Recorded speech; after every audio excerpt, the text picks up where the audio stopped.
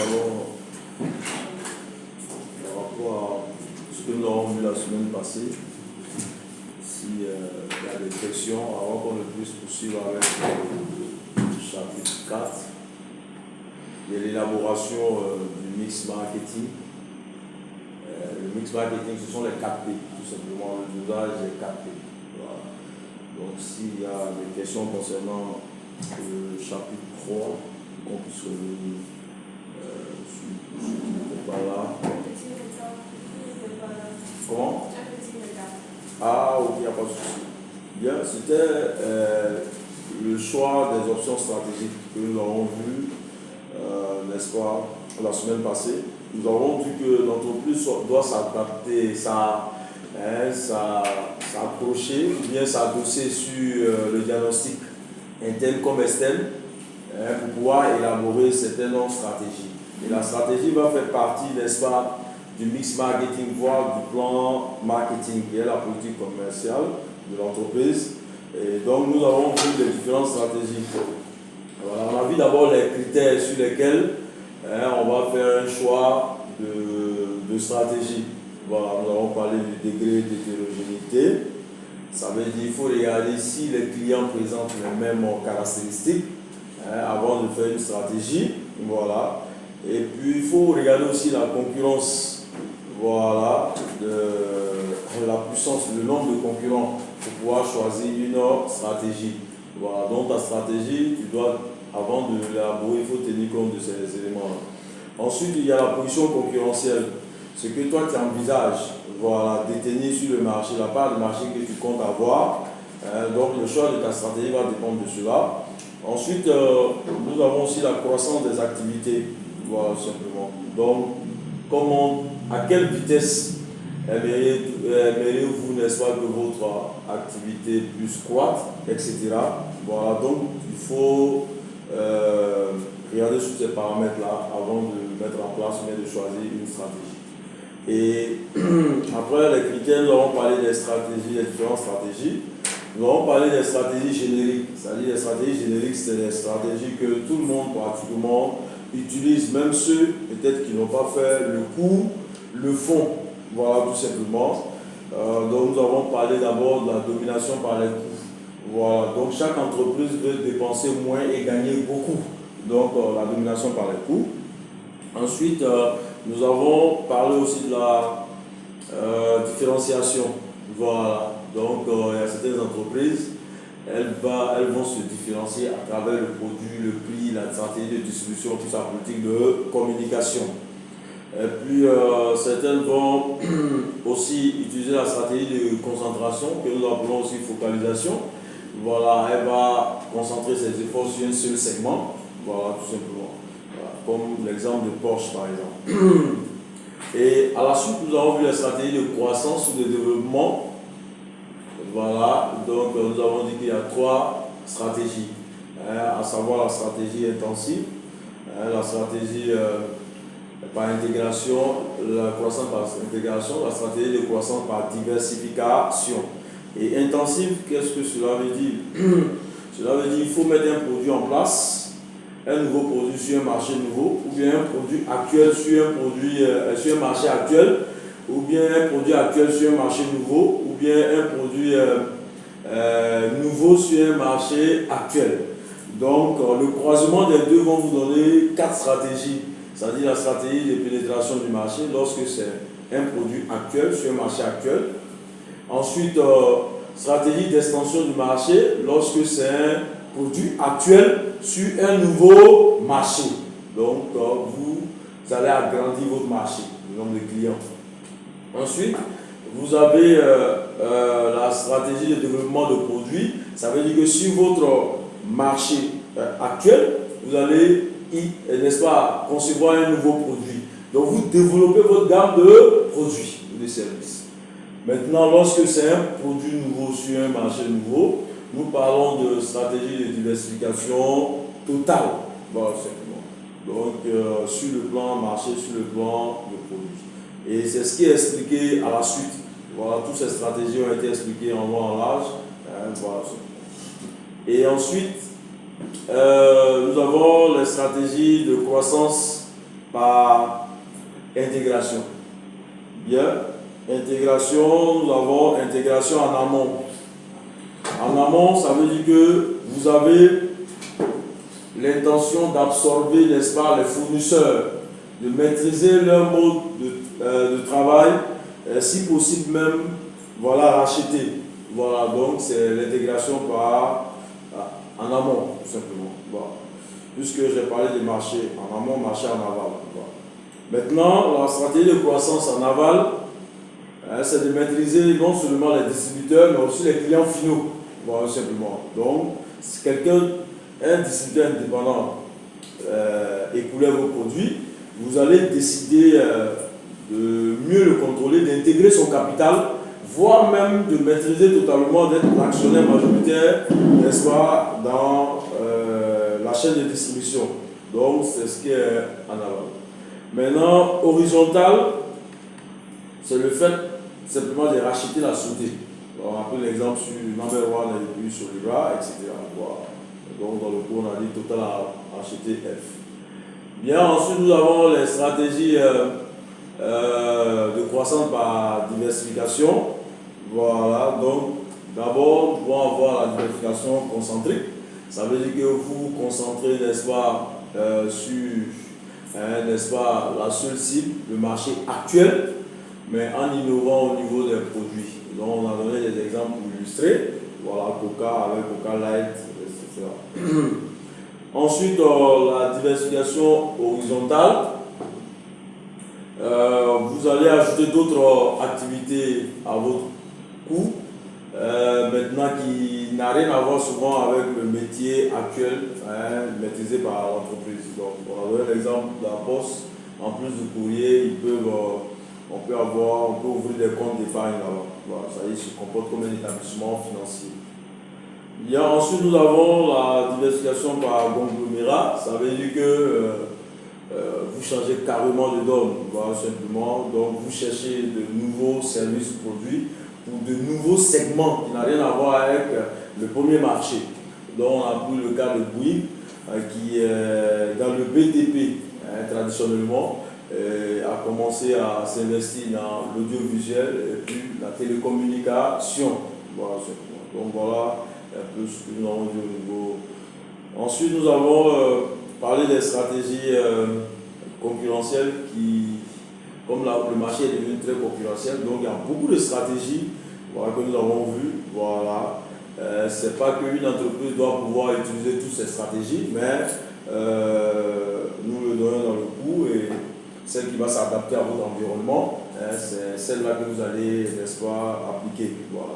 Donc nous avons parlé de guérilla, voilà, il s'agit d'harceler le leader, donc de manière frontale aussi, voilà, donc ce que le leader fait, tu fais, et puis la stratégie d'attaque de côté, donc tu regroupes tes forces derrière et tu essaies d'attirer son attention devant et puis en l'attaquant par derrière, voilà, donc tu peux essayer de dire que ton produit est de meilleure qualité que le leader. En temps, le prix que tu vas appliquer normalement sera un prix inférieur au leader.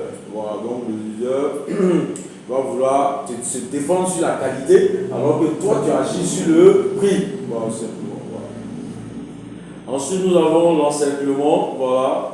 Donc, cela consiste à, puisqu'on se réfère tous au leader, donc nous allons attaquer le leader de part et d'autre. Voilà, simplement. Et pour qu'il y ait plusieurs points d'achoppement, voilà, pour qu'il puisse se disperser, plus ça va permettre à votre entreprise de se faire connaître.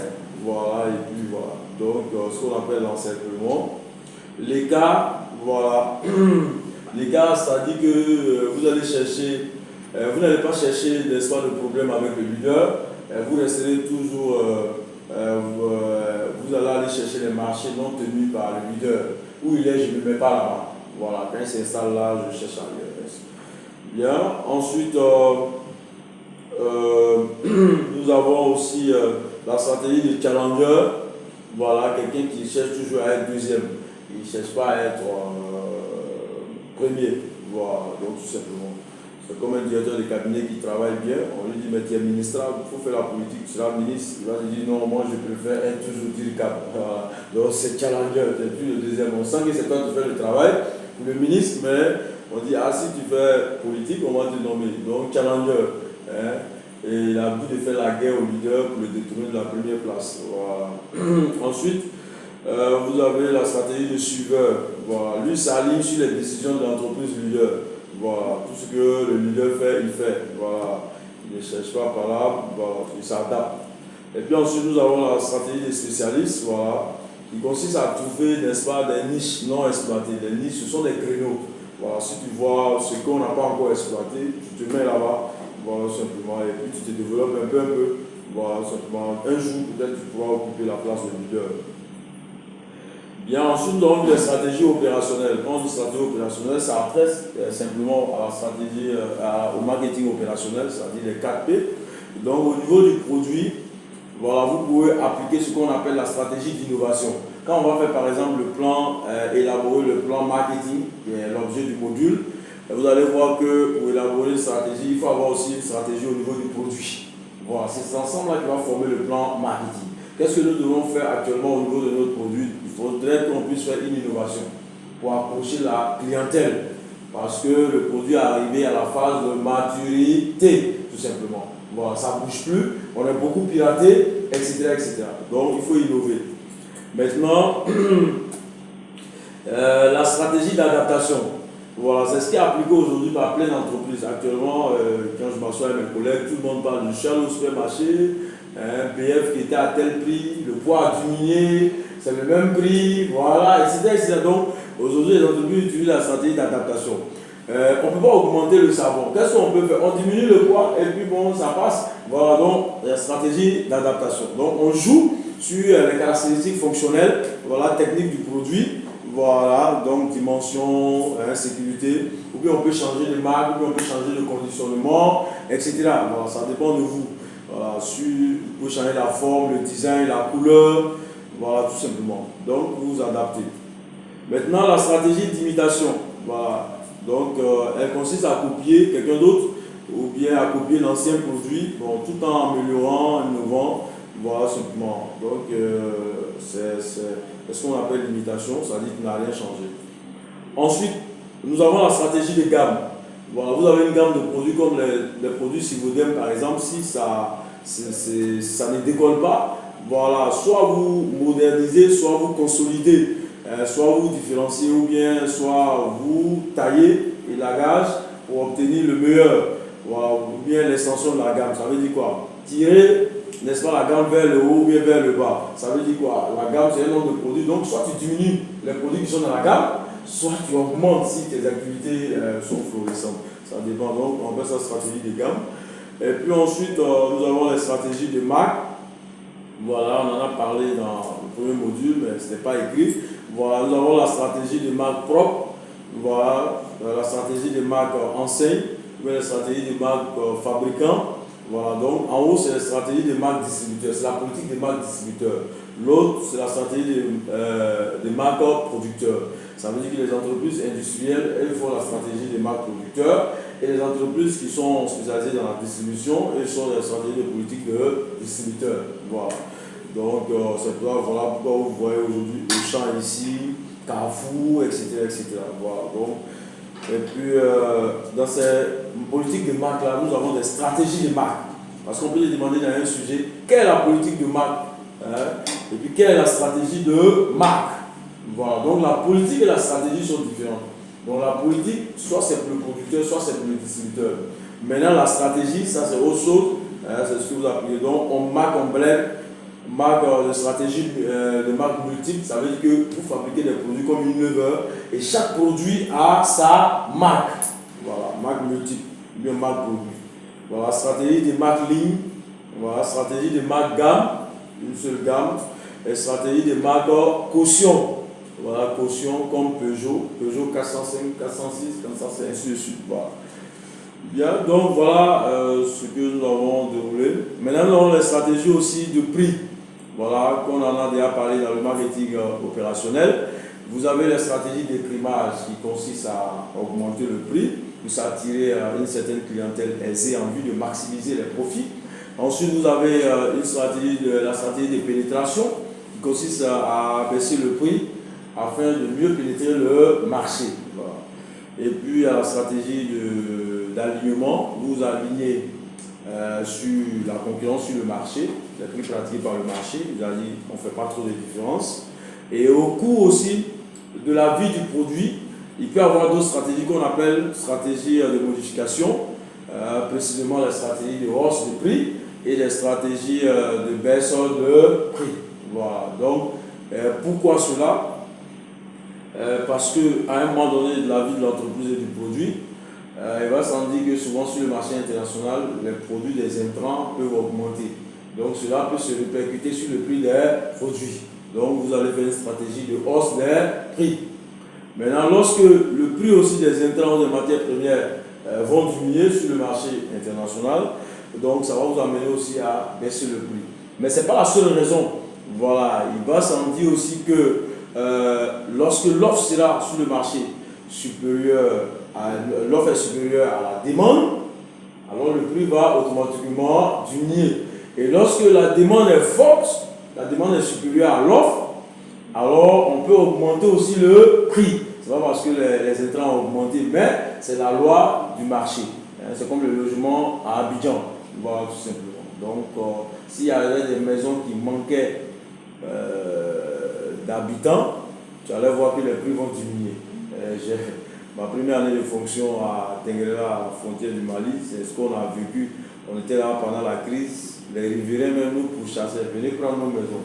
Alors qu'on dormait au lycée, parce que le ministre de l'économie du foie en ce moment, Abdoulaye Koné, il a construit un joli lycée à l'entrée de la Côte d'Ivoire en venant par Tenguera. Donc il y avait les dortoirs pour les infirmiers, pour les éducateurs, tout. Voilà, donc internat pour les filles. Donc quand on partait, ils ont même tellement c'est grand, ils ont transformé ça en un centre d'enseignement technique, industriel et commercial. Donc on m'avait affecté là-bas, mais il n'y avait pas ma filière à avoir les BTS. Donc l'année qui a suivi, j'étais obligé de venir sur Abidjan. Donc là-bas, les gens pourraient, quand on nous voit, il va avoir une villa de près de 9 chambres. Il y a piscine, le quartier des anciens, on vous cherche. Mes collègues qui sont restés, ils n'ont pas d'abord femme. Il y a une chambre, mais on met les fagots, charbon, il y a une chambre pour la moto. Tu vois, donc c'est grand, ils ne veulent pas que les gens viennent voler les carreaux. Souvent tu dis, maison, il faut déterrer pour avoir Abidjan. Mais c'est pas possible. Et puis il y a arbre, il y a pluie, il y a des arbres, il y a vie, il y a tout. Il y a les garages. Mais le prix de 2 chambres, c'est ici, mieux. On te dit, tu vas. Merci beaucoup. Il ne faut pas oublier l'eau, il a réclamé l'eau. D'accord. Si jamais, voilà. Donc, c'est ça, c'est la loi de l'offre et la demande. En ce moment, les gens se cherchent. Dès que tu dis que tu as la maison, tu veux ça, non. Même 15 000. Tes villas de 1000 mètres carrés à 15 000. Tu vois, donc, ici, c'était pas donné. Donc, tu vois, c'est la loi de l'offre et de la demande. Tu vois, si le gouvernement avait reçu son programme de logement aussi, peut-être que ça allait un peu équilibré, mais ce n'est pas ça. Moi, je suis au docu ici, mais ce sont les usuriers maliens qui construisent ces immeubles carrelés instables. Mais quand on te dit le prix, toi-même, tu te dis, mais si tu n'es pas au privé, tu ne peux pas payer ça. Et puis on te dit peut-être 1 an de caution. Et puis tu te dis, mais est-ce que quelqu'un va prendre même? Mais tu vois, nous on ne se bat dessus. Je suis allé à Bata voir un beau là-bas. Il dit, quand on construit un immeuble là, il y a un parking en bas. Et puis on dit 350 000, 3 pièces. Nous on s'est dit, qui va prendre ça là? Mais les gens. Donc tu vois, il n'y a pas. Donc tu es obligé. Voilà. Donc c'est un peu ça. C'est la même chose, la loi de l'offre et la demande. Et puis nous avons vu aussi les stratégies liées à la distribution. Voilà. Donc il y a ce qui s'est ajouté à part ce qu'on a vu dans le marketing opérationnel, c'est l'autodistribution. L'autodistribution, ça veut dire une entreprise distribue elle-même ses produits. Et puis nous avons vu intensive, ça veut dire disposer le produit dans le maximum de points de vente. Et puis sélectif, sélectionner les distributeurs selon des critères que vous fixez. Et puis ensuite exclusif, voilà, vous allez choisir un distributeur à qui vous allez confier la vente de vos produits. Voilà, simplement. Et toutes ces stratégies, lorsqu'on va aller plus loin, toutes ces stratégies ont des avantages et inconvénients. Voilà, simplement. Donc, avec la stratégie exclusive, vous allez, n'est-ce pas, mieux contrôler vos distributeurs. Mais l'inconvénient, c'est que tu ne sais pas si celui que tu as tombé, est-ce qu'il est honnête ou bien il n'est pas honnête. Voilà, donc il y a tout ça. Bien. Ensuite, nous avons vu les stratégies liées à la communication. Donc, au niveau de la communication, il y a la stratégie média. Ça dit que ta communication, c'est les médias seulement, ou bien hors médias si tu veux. Ça dit le marketing direct ou le sponsoring. Maintenant, ou bien la communication de masse. Alors, tu passes partout. Et bien la stratégie de communication sélective. Voilà, donc tu sélectionnes. Voilà. Donc, voilà un peu ce que nous avons vu au niveau des 4P. Bien, et après, ces stratégies liées au, n'est-ce pas, au 4P. Donc, au mix marketing, nous avons les stratégies de marché. Voilà, stratégie de marché, d'abord, nous avons l'internationalisation. Ça dit que votre produit est tellement apprécié sur le plan local, vous allez essayer d'élargir votre marché, donc vous allez faire l'internationalisation. Voilà, simplement. Donc, vous voulez augmenter vos ventes en introduisant, n'est-ce pas, vos produits actuels sur d'autres marchés étrangers. Ensuite, nous avons le positionnement du produit. Voilà, donc vous voulez donner une certaine image qui sera spécifique dans l'esprit du consommateur, voilà, de manière à vous différencier des marques qui sont concurrentes.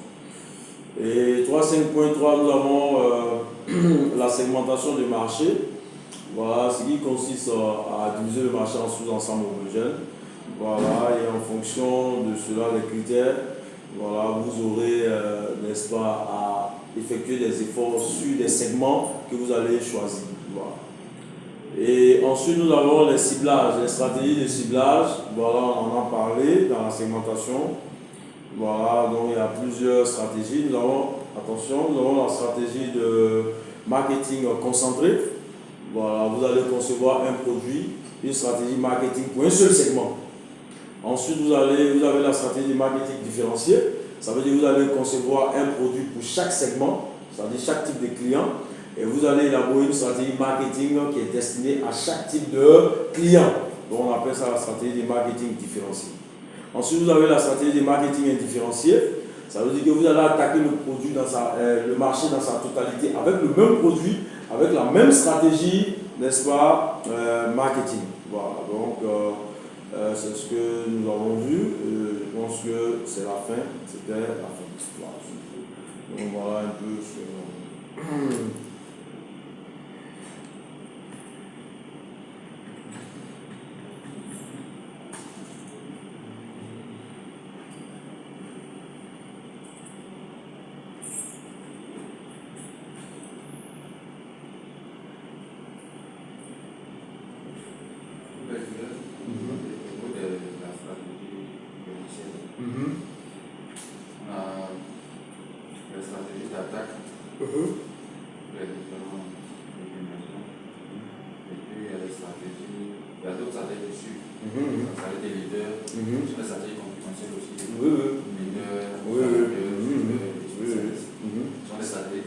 Oui, c'est dans la partie concurrentielle, non?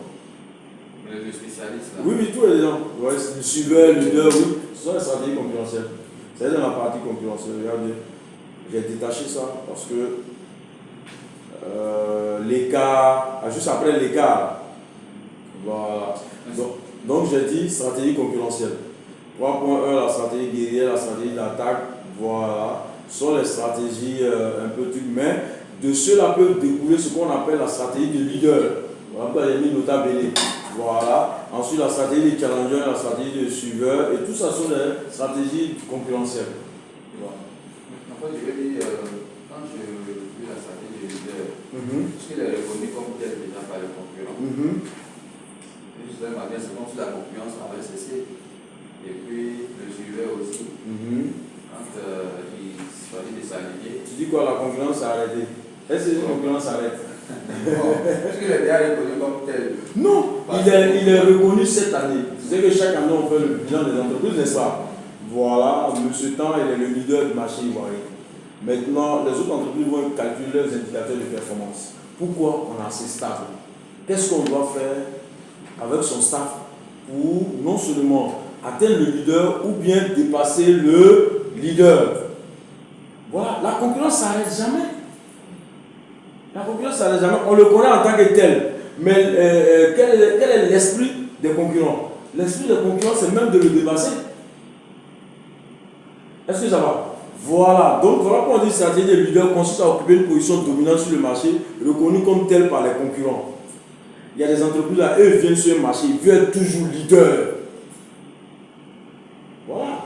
Maintenant, quand on prend challenger lui se dit, ah, selon mes moyens, mes capacités financières, etc., je ne peux pas atteindre le leader, mais je veux toujours être son second. Une entreprise peut choisir d'être second. Il y a eu, il va dire, bon, je le suis. S'il diminue le prix, il diminue. Il augmente le prix, il augmente. Il va vendre à Yamsogo, il va vendre à Yamsogo. Ça veut dire que le leader fait les études de marché pour lui. Il suit. Donc il n'est pas en concurrence. Non, il est en concurrence, mais il s'adosse sur toi. C'est tout ce qu'il fait, tu fais. C'est personne qui dit que le marketing c'est une vie. On le fait. C'est comme un ami ou pas au service où tu vas manger là. Tu as payé quoi, tu vas payer quoi. Donc c'est comme ça, c'est un suiveur, il suit. Il y a des gens comme ça. Voilà. Donc c'est lui, c'est sa gamme, c'est ce qu'il décide de faire. Voilà. Et il a ses raisons que nous, on ignore peut-être. Voilà.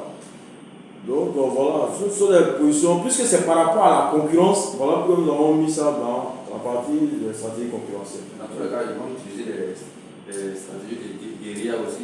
Oui, s'il le veut, s'il le souhaite. Pour toujours maintenir cette voilà, tout simplement. Voilà. Maintenant, celui qui veut combattre, par exemple, le leader peut utiliser la guérilla, par exemple. Voilà, tout simplement. Voilà. Mais la stratégie que j'ai mis leader là, c'est pas pour les autres entreprises, c'est toute entreprise. Hein, tu peux décider d'être toujours le premier. Voilà, simplement. Voilà, simplement. Même dans ta carrière, quand le patron dit qu'il y a une réunion, il y a des gens, ils sont toujours les premiers là-bas dans la salle. Quand vous arrivez, c'est lui qui est toujours là. Mais il s'est dit, il faudrait que quand on dit, je dois bien me comporter, je viens avant l'heure. Voilà, c'est ça stratégie. Voilà, donc c'est la même chose comme. Ça devient une option. Oui, c'est une option. Ça devient une option. Oui. Parmi les autres stratégies. Tant d'autres, voilà. Après, le titre sont les choix stratégiques, les options stratégiques à choisir.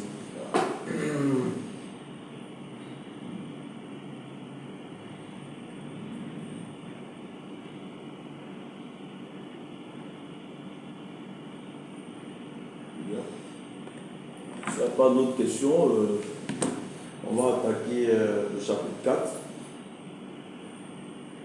qui s'intitule, n'est-ce pas, élaboration du mix marketing. Et nous soulignons aussi que le mix marketing est un élément central de la politique marketing. Qui dit politique marketing parle de plan marketing, trait à la façon dont l'entreprise va présenter son offre sur le marché. Et toute action susceptible d'avoir un impact sur le comportement de l'acheteur fait partie du mix-up marketing. C'est-à-dire tout ce que vous allez entreprendre pour que vous puissiez changer le comportement de l'acheteur, tout ça doit être, n'est-ce pas, dans le plan marketing. Et le marketing mix, c'est un ensemble cohérent et harmonieux. Voilà simplement des décisions relatives aux principales variables d'action marketing, regroupées en 4 catégories appelées 4P, selon Marcat. C'est-à-dire le produit, son prix, sa place et puis et la distribution, place ou distribution ou bien sa promotion. Au sens large, cela correspond à ce qu'on appelle la communication. Et ce chapitre a pour objectif d'élaborer, n'est-ce pas, un mix marketing, voilà, ou bien si vous voulez les éléments du mix qu'il faut réunir et qu'il faut combiner. Excusez-moi. Oui, allô? Oui? Bonsoir. Comment?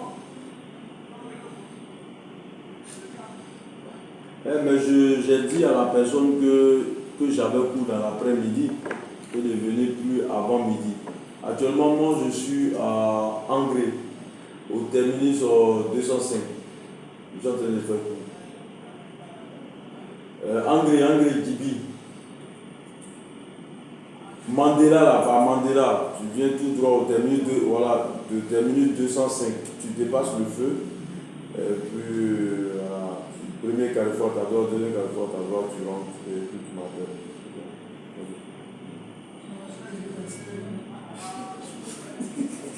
Voilà, mais tu n'arrives pas là-bas, tu dépasses Shawarma Plus, là.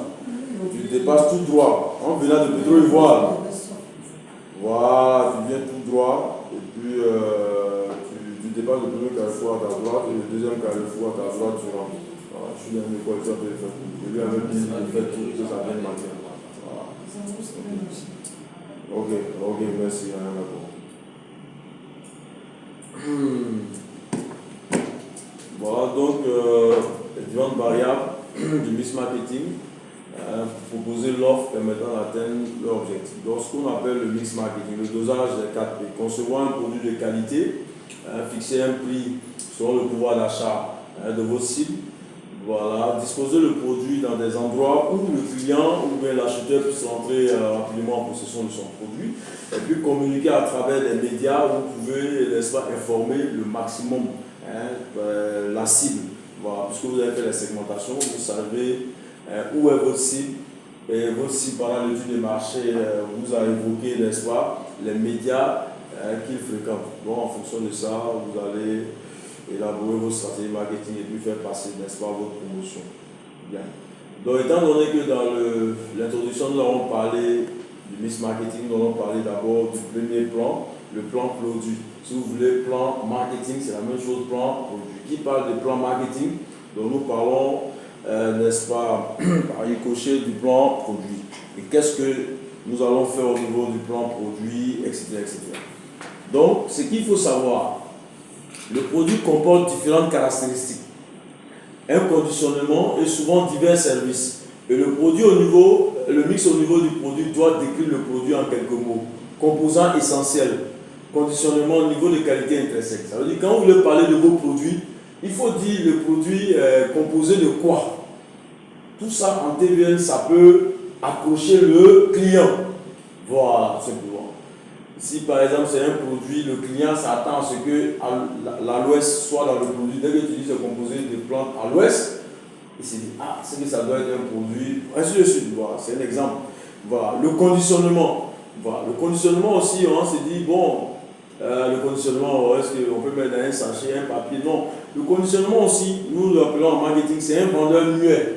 C'est un communicateur muet. C'est-à-dire le conditionnement ne parle pas, mais par le conditionnement peut attirer un client qui n'éprouvait même pas le besoin, mais le conditionnement peut attirer. Voilà.